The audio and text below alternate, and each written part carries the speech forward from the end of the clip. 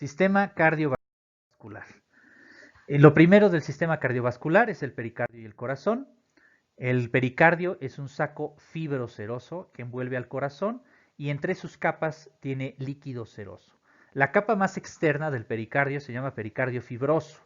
Es una capa muy resistente. Se une al diafragma mediante un ligamento llamado pericardio frénico. El pericardio seroso tiene dos capas, a su vez se divide en un pericardio parietal que contacta con el pericardio fibroso y un pericardio visceral que contacta con el miocardio. Envuelve también a los grandes vasos y forma dobleces en sentido posterior, el seno transverso relacionado con la arteria pulmonar derecha y el seno oblicuo relacionado con el esófago. El corazón se encuentra en una región del tórax denominada mediastino medio. Tiene una posición anterior que se orienta hacia posterior en su punta, hacia la izquierda y hacia abajo, es decir, hacia inferior. Se puede dividir en dos mitades, derecha e izquierda, o en cuatro cavidades, dos aurículas y dos ventrículos. Contiene cuatro válvulas. Las tres capas del corazón son pericardio, la más externa, el miocardio, el músculo cardíaco por sí solo, y el endocardio, la capa que tapiza el interior de las cavidades cardíacas.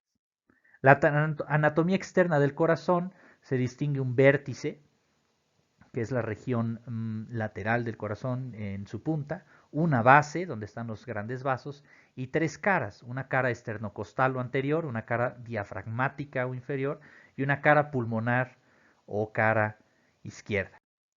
En la base encontramos los grandes vasos, la aorta, ambas venas cavas, las venas pulmonares, ambas aurículas y a las orejuelas. En la cara esternocostal predomina el ventrículo derecho, una estructura denominada el cono arterioso, y el surco interventricular anterior. En la cara pulmonar predomina el ventrículo izquierdo. En su cara diafragmática inferior encontramos ambos ventrículos y podemos delucidar al surco interventricular posterior. La aurícula derecha recibe la sangre de ambas venas cavas, superior e inferior. Su interior es liso, su interior está tapizado por paredes que no tienen ningún cambio, son paredes lisas, y hay un tabique que separa a ambas aurículas. Tiene un orificio en su región inferior que se conecta con la válvula tricúspide y regula el flujo de sangre entre la aurícula y el ventrículo derecho. La aurícula izquierda es similar, tiene una superficie lisa y es el sitio donde desembocan las venas pulmonares. Tiene un orificio mitral, el cual regula el flujo de sangre entre la aurícula y el ventrículo izquierdo. El ventrículo derecho es una cavidad en forma de U, contiene un cono arterioso, tiene una superficie irregular en su interior y contiene la válvula tricúspide, además de tres grupos de músculos papilares para permitir la apertura de esta válvula. Y también contiene a la válvula pulmonar, la cual regula el flujo entre el ventrículo derecho y el tronco pulmonar. La válvula tricúspide cuenta con tres valvas, una valva anterior, una valva posterior y una valva septal. La valva septal se aproxima al tabique interventricular o septo interventricular. Y la válvula pulmonar cuenta con dos valvas ventrales y una valva dorsal. El tabique interventricular es una estructura que divide ambos ventrículos, que tiene una porción membranosa de endocardio y una porción muscular de miocardio. El ventrículo izquierdo tiene una pared muscular gruesa, cuyo superficie es irregular, y encontramos un vestíbulo aórtico que es donde sale la válvula aórtica hacia la arteria aorta para bombear la sangre hacia la circulación sistémica. Tiene dos grupos de músculos papilares que se unen a la válvula mitral. La válvula mitral tiene una valva anterior y una valva posterior, simplemente, y la válvula aórtica, al contrario de la pulmonar, tiene una valva ventral y dos valvas dorsales.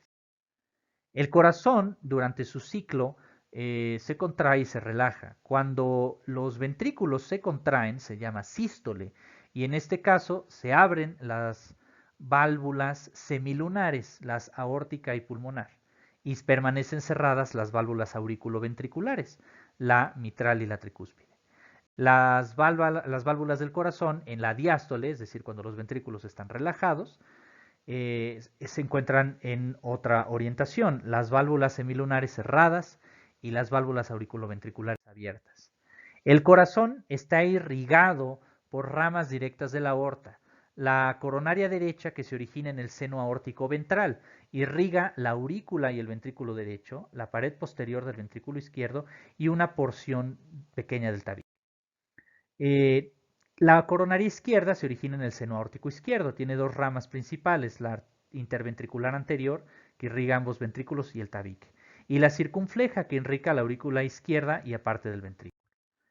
El drenaje venoso del corazón, todo llega al seno coronario, el cual drena la aurícula derecha, y tiene unas tributarias, la vena cardíaca magna, la vena posterior del ventrículo izquierdo, la vena cardíaca media, la vena cardíaca menor y la vena oblicua de la aurícula izquierda o vena de Marshall. Y también tiene pequeñas venas inconstantes que drenan directamente a la aurícula derecha. El corazón está inervado de dos formas, de manera intrínseca y de manera extrínseca. De manera intrínseca tenemos el sistema de conducción marcapasos, el cual nos ayuda a que el corazón lleve un ritmo regular. Se origina este sistema eléctrico en el nodo sinoauricular y se conecta a través de los tractos internodales al nodo auriculoventricular. Una vez en el nodo auriculoventricular se divide en dos ramas, derecha e izquierda, en una estructura llamada haz de His. Y las fibras terminales del haz de His se denominan fibras de Purkinje. El corazón produce ruidos cuando sus válvulas se cierran y podemos escucharlo con el estetoscopio en los denominados focos de auscultación precordial. El foco aórtico se encuentra en el segundo espacio intercostal en la línea paraesternal derecha. El foco pulmonar se encuentra en el segundo espacio intercostal en la línea paraesternal izquierda.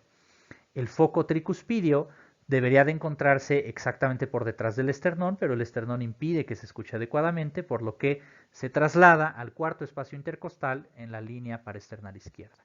Y el foco mitral, al ser la válvula mitral una estructura un tanto posterior, se escoge escuchar el ápice cardíaco en el quinto espacio intercostal en una línea medio clavicular. Aquí podemos observar la irrigación del corazón, podemos ver ambas arterias coronarias, la arteria coronaria derecha que transcurre en sentido inferior hacia posterior y que da una rama marginal derecha o marginal aguda.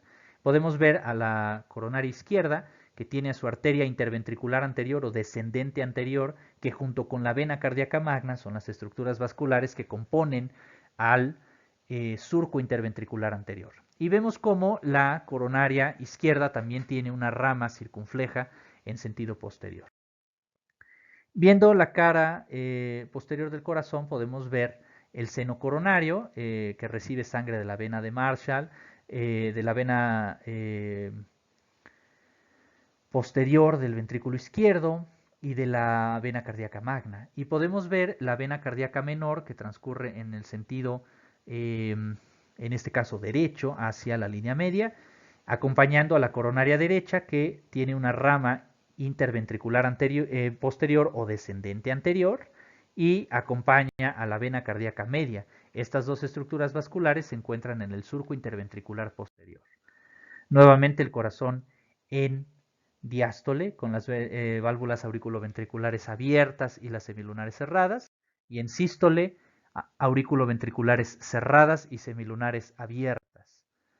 Sistema de conducción cardíaca, en azul, nodo sinoatrial, los tractos internodales no se ven, en amarillo el nodo auriculoventricular y en rojo el haz de His, la rama derecha en este caso, y en morado las fibras de Purkinje. De este lado, la rama izquierda de las de His y las fibras de Purkinje en morado. La inervación extrínseca del corazón está dada por fibras autónomas simpáticas, raíces de los nervios torácicos 1 al 4 y las parasimpáticas por nervios vagos. Y tiene fibras sensitivas también por ramas del nervio vago. Las arterias son estructuras vasculares con tres capas principales. Una es externa, una capa muscular o media y una capa interna, donde se encuentra el endotelio. Si somos más específicos en su división, la túnica íntima o capa interna contiene al endotelio y el tejido conectivo. junto con una membrana o lámina elástica interna. La túnica media está compuesta por músculo liso involuntario con fibras elásticas y la túnica adventicia o externa contiene a una lámina elástica externa y tejido conectivo. La aorta ascendente es la primera arteria saliendo del corazón, en la cual tiene los dos senos aórticos, el ventral y el izquierdo, que dan origen a la coronaria derecha e izquierda respectivamente. El callado aórtico es después de la aorta ascendente y tiene tres ramas: el tronco brachiocefálico, que se divide después en carótida común derecha y subclavia derecha, y la carótida común izquierda y la subclavia izquierda. La carótida común se divide en dos a nivel de la vértebra cervical número 4 o a nivel del cartílago tiroides, en una arteria carótida externa y una arteria carótida interna. La carótida externa tiene ramas divididas en tres grupos: colaterales posteriores, arteria occipital, faringe ascendente y auricular posterior; colaterales anteriores, facial, lingual y tiroidea superior; y terminales, temporal superficial y maxilar. La carótida interna nos da ramas de la oftálmica, la cerebral anterior, que tiene a la comunicante anterior, la cerebral media, coroidea anterior y comunicante posterior. Junto con arterias del sistema vértebro-basilar podemos generar el polígono de Willis o círculo arterial cerebral, el cual está compuesto por ambas arterias cerebrales anteriores, la arteria comunicante anterior, ambas carótidas internas, ambas arterias comunicantes posteriores y ambas arterias cerebrales posteriores.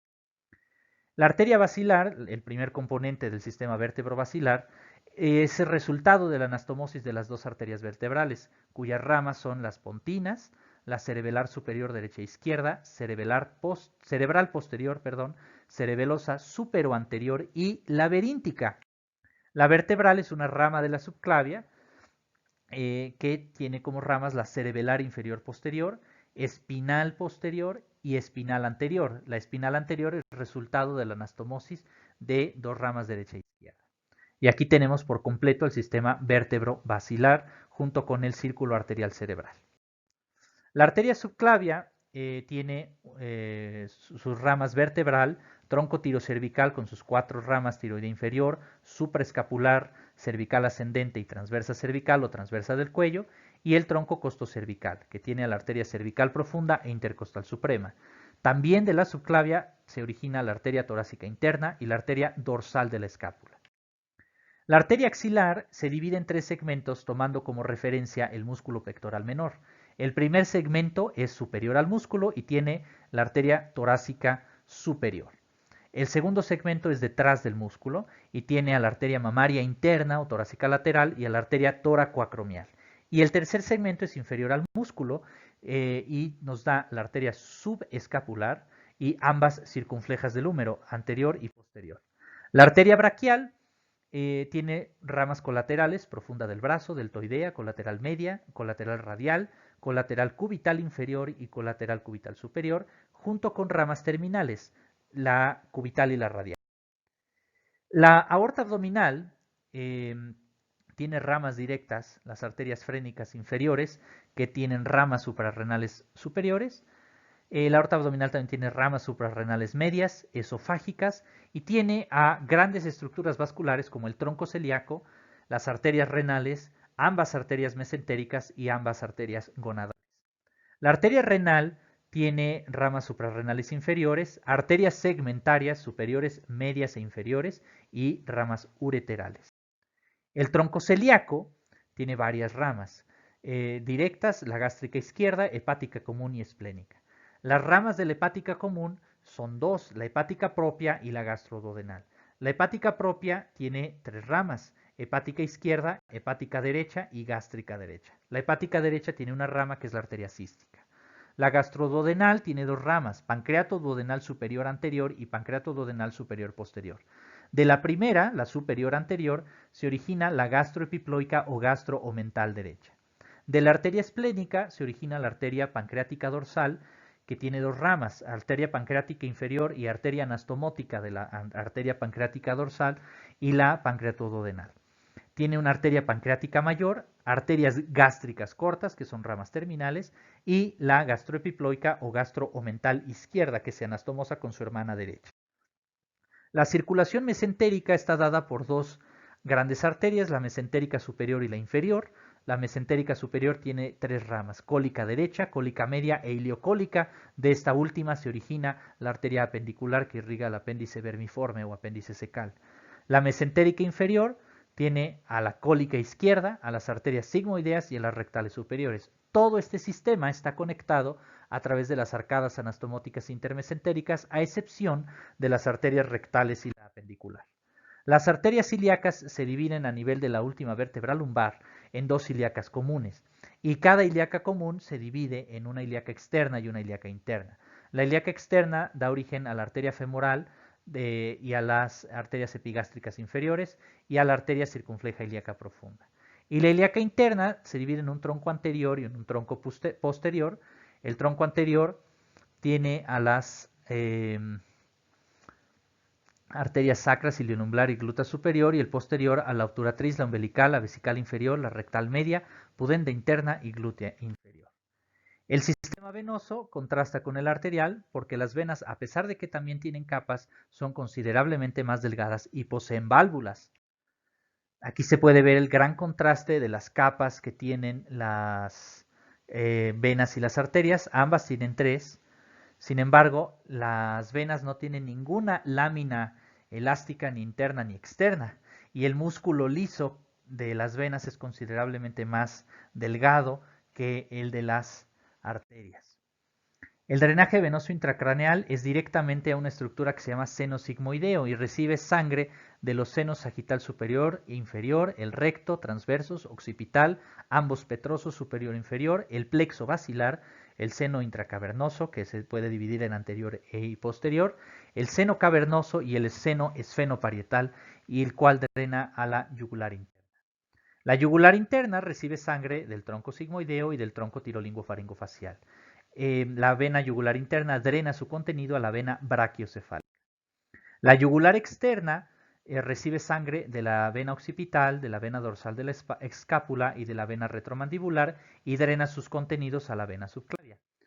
El tronco tirolinguofaringofacial recibe sangre de la vena retromandibular, la vena lingual, la vena facial, la vena tiroidea superior y la vena palatina externa y drena su contenido a la vena yugular interna. También recibe sangre de una estructura vascular denominada plexo faringio venoso.